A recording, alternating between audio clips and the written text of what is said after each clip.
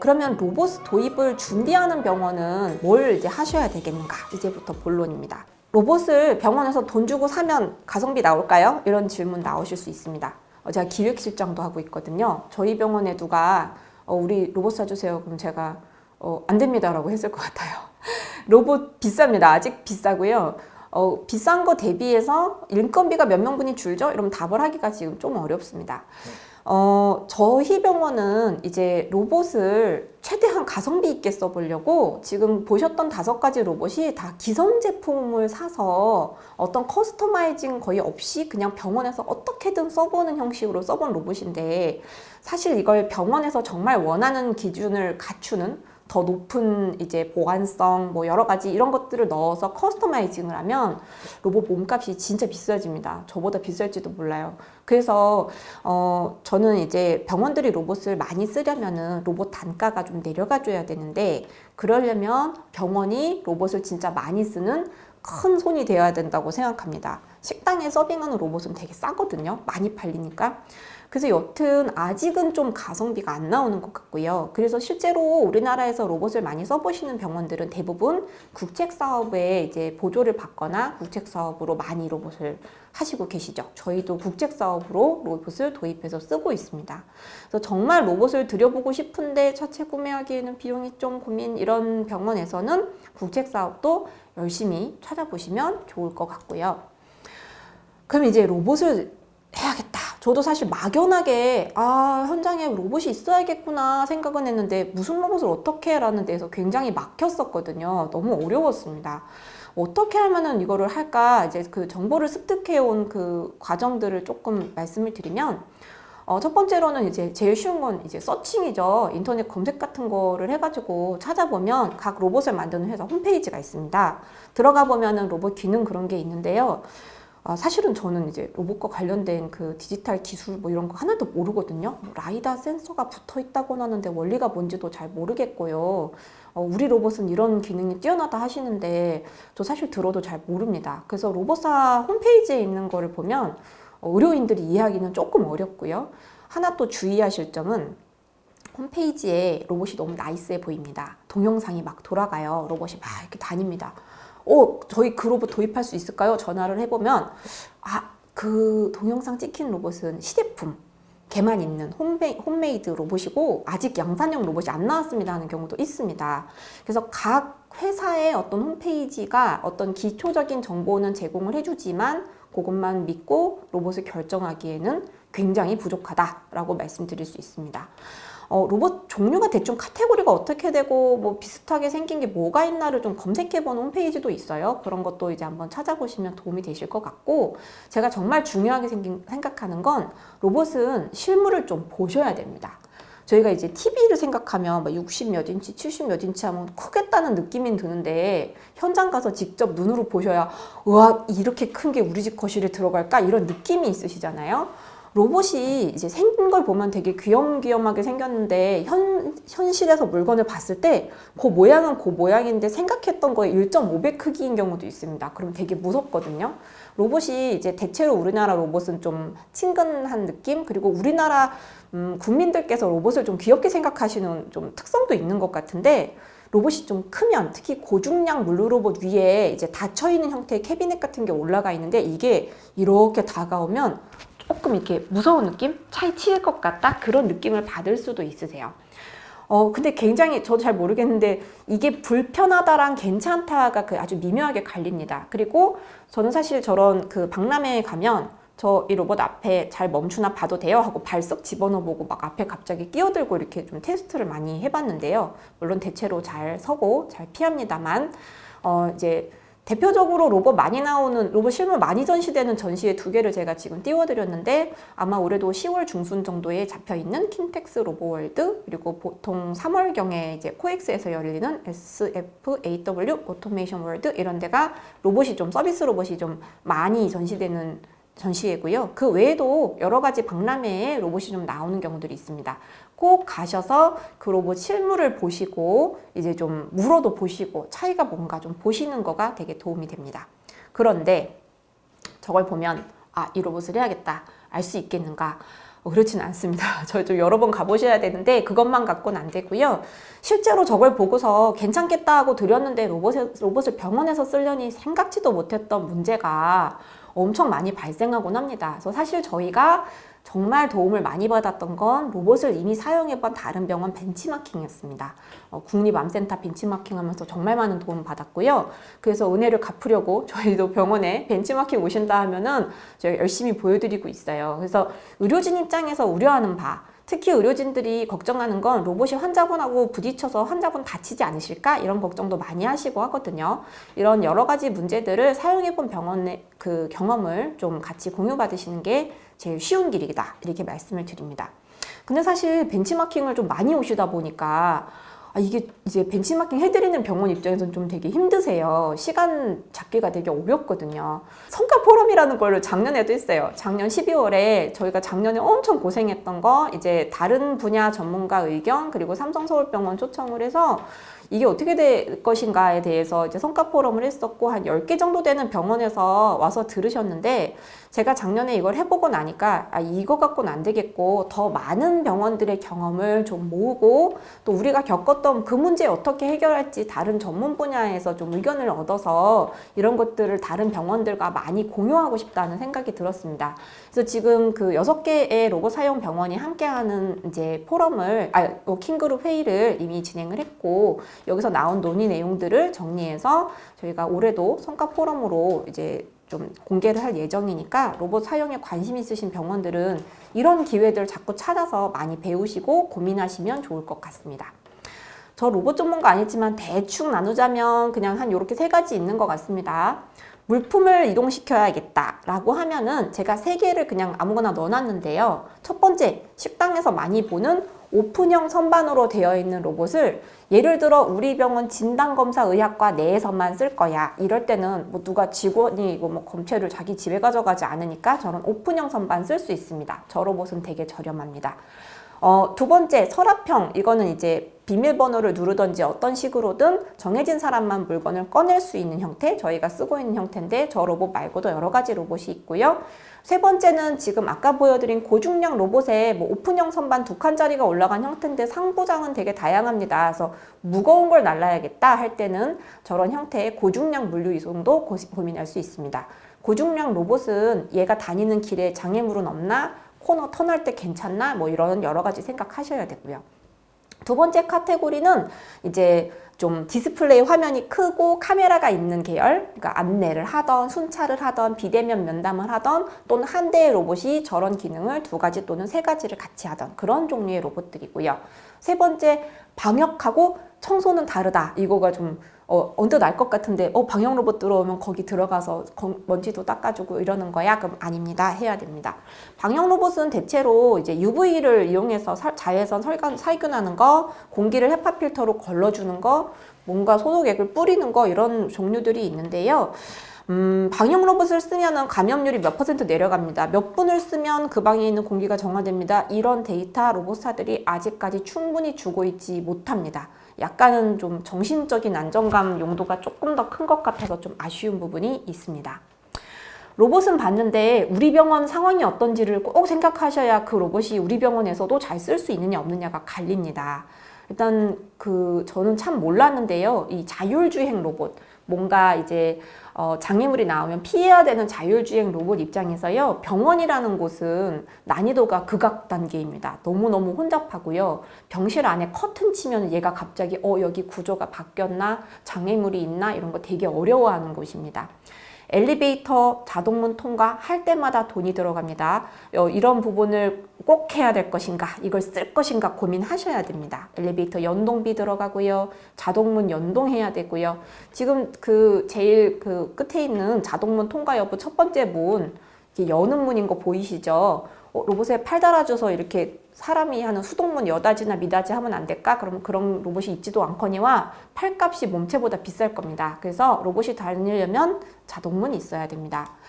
그래서 실제로 로봇을 이제 다 고려해서 들이시면 병원에서 전원 딱 꽂으면 쓰실 수 있는 게 아니다 하는 부분입니다. 인프라 구축도 굉장히 노력이 많이 드는데요. 아까 보셨던 이 미는 문이 저희 약제팀 문이었거든요. 저희 문짝 뜯어냈습니다. 자동문으로 바꿨고요. 그 로봇이 배송하는 모든 병동과 그리고 약제팀문에 이제 그 통제하는 자동문이니까요. 이렇게 가까이 가면 자동으로 센서가 열어주는 자동문은 로봇이 가도 열리니까 괜찮은데, 지금 뭐 감염 문제 이런 것 때문에 뭐 바코드를 대야 된다든지 터치를 해서 푸시 버튼을 눌러야 열리는 자동문은 다 통신 모듈을 넣어야 됩니다. 엘리베이터 연동했고요. 엘리베이터 타고 내릴 때 이제 여러 가지 어려운 난제가 있습니다. 통신이 끊겨서 로봇이 어머 제가 어디 있는지 모르겠어요 하는 문제도 조금 있는 것 같고, 이렇게 우리가 그 지하철 타고 내릴 때 발이 끼지 않게 조심하세요와 비슷하게 이 틈이 넓으면 로봇 보조바퀴가 낀다든지, 단차가 많으면 로봇이 덜컹하다가 문제가 생긴다든지 이런 문제가 있을 수 있어서 거기에 이제 좀 미세하게 조정하는 작업들이 많이 필요합니다. 그래서 이런 시설 인프라도 들어가야 한다. 그래서 일단 로봇을 엘리베이터 태우시면 난이도가 2단계 올라간다는 걸 기억하셔야 됩니다. 뿐만 아니라 로봇은 보통 이렇게 집이 꼭 자기 집에 가야 되거든요. 집에 로봇 청소기 쓰시는 분은 아실 거예요. 내가 충전기로 갔는데 요만큼 자리가 이동되면 충전을 못 하겠죠. 그래서 이제 로봇 충전하는 자리에 누가 휠체어를 놨다. 그럼 얘가 밥을 먹으러 못 갑니다. 그래서 여기는 로봇 충전소인데 여기다 뭘 놓으시면 안 돼요. 로봇이 병동에 약을 갖다 줬으면은 여기 저 왔어요 하고 설 자리에다가 간호 카트를 놓으시면 안 돼요. 이런 바닥에 스티커 작업해야 되는데 불행히도 국내 로봇사들이 저런 스티커를 주고 있지 않습니다. 그래서 직접 제작해서 붙였거든요. 사실은 로봇사에 엄중하게 항의했습니다. 앞으로 스티커도 같이 좀 갖다 주시라고. 아직 안 되어 있습니다. 엘리베이터에 탄 로봇이 내려야 되는데 로봇은 사람한테 양보를 하는 걸 미덕으로 여기거든요. 아까 보신 것처럼 저희 병원에는 로봇 한 대랑 사람이 막 10명도 같이 타는데 얘가 이제 내릴 때가 되면 제가 좀 내리게 도와주세요 라고 합니다. 사람들이 약간 뭐 내리고 타고 미적미적하거나 못 들으면 제가 좀 내리게 도와주세요 한 3번 말하다가 안 비켜주면 전 다음에 내리겠습니다 하고 그냥 타고 있습니다. 그래서 로봇이 내리면 좀 도와주세요 하고 안에다가 스티커도 붙이고 했는데, 여하간 이렇게 좀 생각하지 않았던 디테일들 조금 필요합니다. 사실 여기까지는 시설적인 문제였거든요. 그래서 로봇 좀 도입해봐라 이렇게 얘기하시면 뭐 의공팀, 전산팀 이런 데서 앞에 본 데까지는 하실 수가 있어요. 여기서부터는 이제 의료진들하고 어떻게 이야기를 해서 이걸 해갈 것인가 되게 어려운 문제입니다. 프로세스가 바뀌거든요. 제가 저희 약제팀 입장에서는 일이 더 불편해지셨을 수 있다라고 말씀드린 그 부분입니다. 지금 사진 보시면 패스박스 보이시잖아요. 거기다 넣어놓으면은 와서 열어보고, 없으면 기다렸다가 좀 이따 다시 또 패스박스 열어보고, 그래도 안 되면 지금 저 창구에 서가지고 선생님 저희 약은 언제 나와요? 이렇게 서 있는 구조였는데, 약제팀에서 로봇을 불러서 넣어주셔야 됩니다 라고 할 때 우리 병원 약제팀이 그것을 해주실 것인가? 그건 좀 다른 문제인 겁니다. 그래서 저희는 어쨌거나 약제팀에서 굉장히 이제 적극적으로 해주셔서 이제 로봇을 되게 잘 쓰고 있는데, 이게 이제 약제를 이송할 때는 약제인데요. 검체를 이송할 때는 검체 관련 부서하고 얘기하셔야겠죠. 서류를 이송할 때 뭐 의무기록팀하고 얘기를 하셔야겠죠. 이게 그때그때 다 하나씩 해결해야 되는 프로세스 문제가 발생을 합니다. 검체 이송, 이거 지금 저희 실제로 잘 쓰고 있는 내시경실에서 병리과로 검체 내려가는 케이스인데요. 이걸 하려면 지금은 뭘 하고 계십니까? 다 쫓아다니면서 물어보고요. 사실은 이 과정에 저희 병원 내시경실에 아직도 저런 까만색 표지가 있는 종이장부가 있다는 사실을 발견했습니다. 그래서 EMR 뭐 조금 바꾸고 업무 프로세스 좀 바꾸고 해서 지금은 내시경실에서 이제 로봇한테 넣어서 보내면 병리과에서 받으시는 구조가 됐어요. 근데 그럼 검체를 저 서랍 안에다가는 어떻게 넣을까요? 까지 이제 저희는 전담팀인 저희 팀이 가서 해드렸거든요. 지금 저 열려있는 서랍 안에 들어있는 회색 박스까지 길이 재가지고 넣어드린 겁니다. 안 그러면은 사실 로봇을 줄 테니 너네 부서에서 알아서 써보시지요 그러면은 그 부서 입장에서는 일이 되세요. 쓰고 싶지 않거든요. 그리고 부서 간의 어떤 협조가 필요한 부분 진행하기가 대단히 어렵습니다.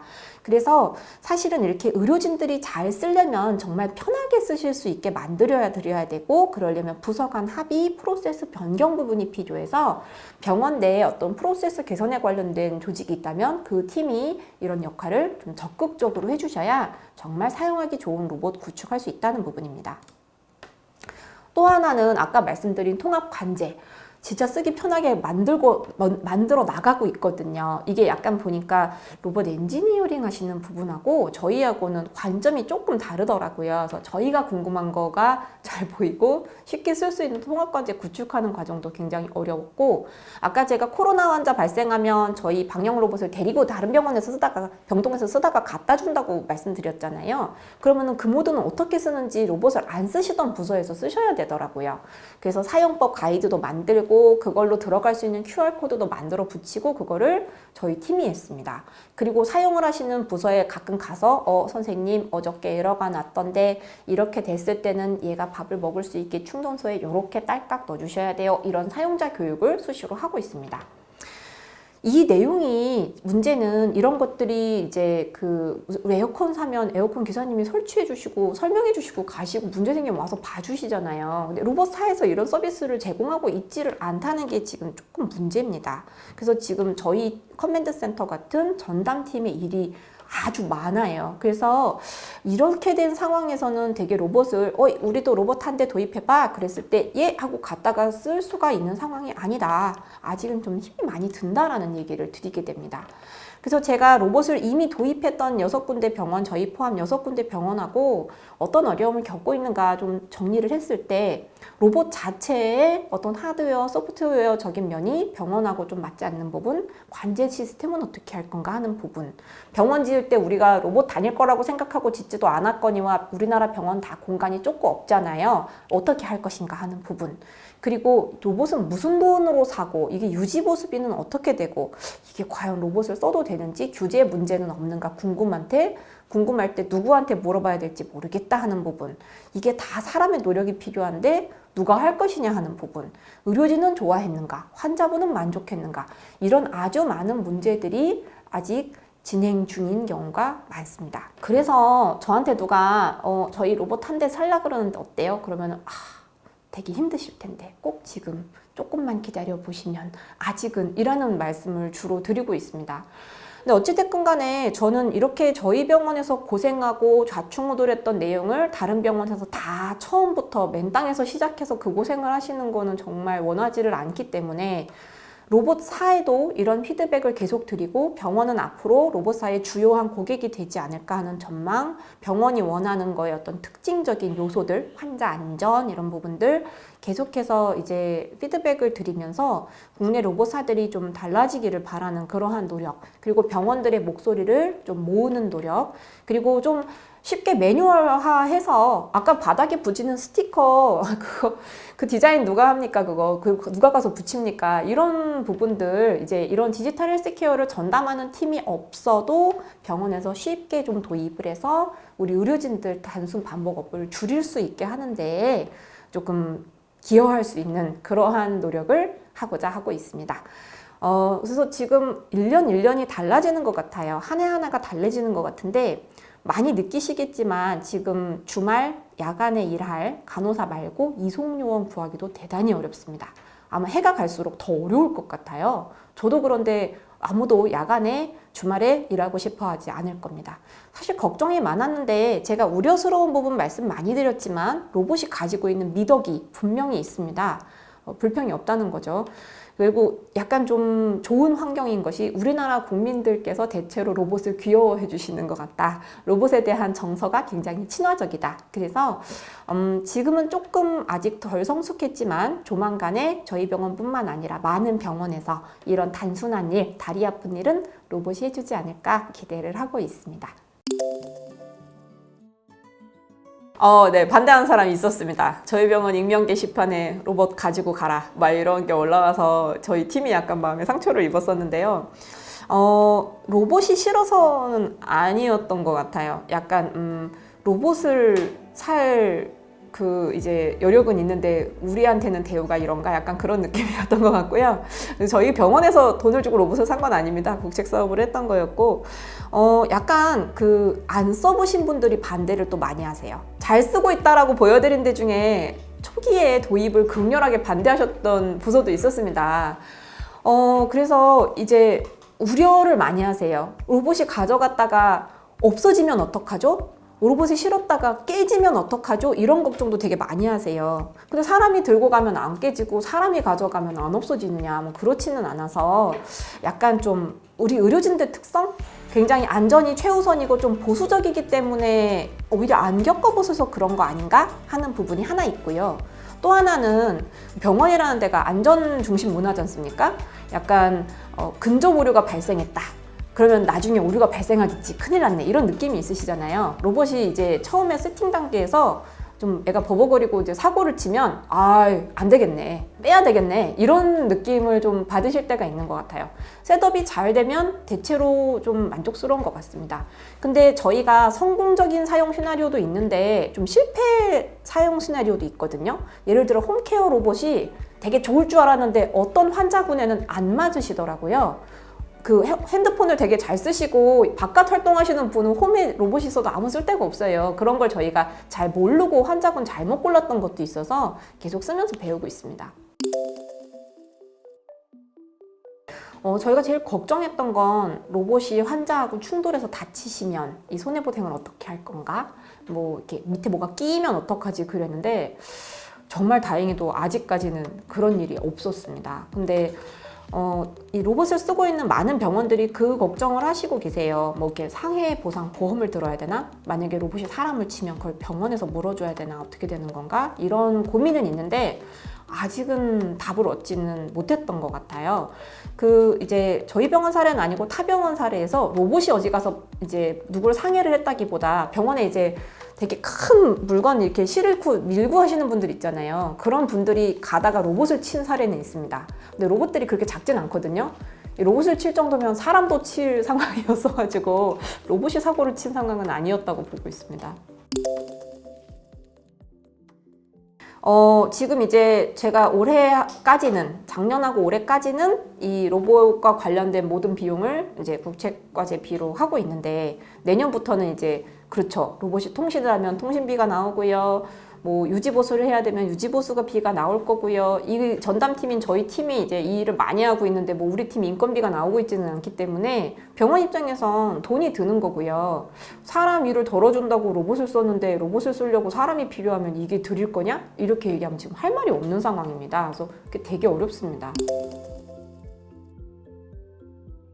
지금 병원마다 이제 보조 인력들을 어떻게 운영하시느냐가 형태가 다양할 것 같거든요. 근데 이제 예를 들어 병동마다 보조 인력이 붙어 있는 경우가 있을 거고요. 병원 전체 단에서 보조 인력이 여기저기서 발생하는 수요를 대체하는 경우가 있을 건데, 딱 생각해봐도 부서별 인력 배치보다는 병원 전체에 공동으로 인력 운영하는 게 더 약간 인력의 풀이 좀 줄어들 거라고 생각을 하거든요. 그런 측면에서는 로봇이 일을 제대로 하면 그런 병원 전체 단에서 이런 보조 인력을 이제 운영하는 병원에서는 이제 인건비가 줄겠죠. 근데 로봇이 배송은 하는데 병동별로 배치된 인원이 있다? 그럼 그 사람의 일만 줄어들고 인건비는 안 줄어들 겁니다. 그래서 병원의 시스템, 다른 시스템이 뭐냐하고 관련되는 문제일 것 같습니다. 실제로 이렇게 애초에 오리지널 아이디어는 누구였을까 모르겠는데 로봇을 많이 쓰시는 병원들은 다 로봇의 애칭이 있습니다. 저희도 병원 내에서 로봇 이름 공모전 이렇게 커피 쿠폰 드리면서 해가지고 만능이, 나름이, 성심이 이런 식으로 이름을 붙여서 쓰고 있어서요. 로봇에도 이렇게 이름이 붙어 있어요. 그래서 환자분이나 보호자분이 보시면서 나름이 지금 일하고 집에 가나 보다 이렇게 얘기를 하시는데 조금 그런 애칭 필요하고요. 저희 이제 실제로 관제하는 시스템에서도 로봇이 너무 많기 때문에 약제 나름이 1호가 사고를 치고 있다 이런 식으로 인지를 해야 돼서 이름을 조금 별도로 부르고 있습니다. 저희 커맨드 센터는 원래 저는 이제 의사 일도 하고 있으니까 파트타이머고요. 저 말고 전담 인력을 4명 데리고 있다가 지금 2명 정도 늘어나는 상황인데, 저희가 사실 이것만 하고 있지는 않고 다른 사업을 같이 하고 있어서 딱 이것만 하고 있다고 얘기하기는 어려운데, 로봇이 사고를 치면 가서 들여다보고 로봇 관련 프로세스 바꾸는데 많이 관여하는 인력은 3명 정도입니다. 3인의 풀타임 인력이 다 들어가는 건 당연히 아니고요. 배송 에러율이 초반에는 20%대였어요. 얘를 한번 보내면 이제 계속 쫓아가야 되고 그냥 사람이 따라다니고 그럴 때가 있었는데, 최근에는 이제 사고 치고 집에 못 돌아오고 이런 확률이 1.5%대로 내려갔거든요. 근데 문제는 에러율은 1.5%인데 하루에 60건을 쓰면 매일 에러가 생긴다는 얘기입니다. 그러면 이제 저희가 바쁜 거죠. 야간에 돌리면 이걸 대처하는 거가 시스템화가 안 되어 있으면 저희 팀이 가야 되면 저희 팀이 주말 근무 3교대를 해야 되니까 이 인력이 3배가 필요하니까 지금 야간이랑 주말에 못 돌리고 있거든요. 그런데 지금 봐서는 조금만 더 안정화가 되면 약간 매뉴얼을 만들어 드리고 야간에 문제가 생기면 병원에 야간 그 보안 인력이 가셔서 그냥 꺼서 옆으로 치워놔 주세요. 저희가 뭐 월요일 날 해결할게요. 뭐 이런 식으로 해서 야간이나 주말에 좀 돌릴 수 있을 걸로 기대를 하고 있습니다. 지금 주말에는 방역 로봇이 자동으로 돌아가고 있을 거고 그 병동에 있는 동영상 설명하는 로봇은 병동에서 쓰고 있는데 일단 주말에는 안내 로봇이나 배송 로봇을 현재는 안 쓰고 있죠. 네, 문제가 생기면 대처하기가 어려울까 봐서 그러고 있는데 쓸 수는 있는데 썼다가 문제되면 이제 얘를 어떡할 거냐 프로토콜을 아직 병원에서 못 만든 상황이라 그런 부분이 있습니다.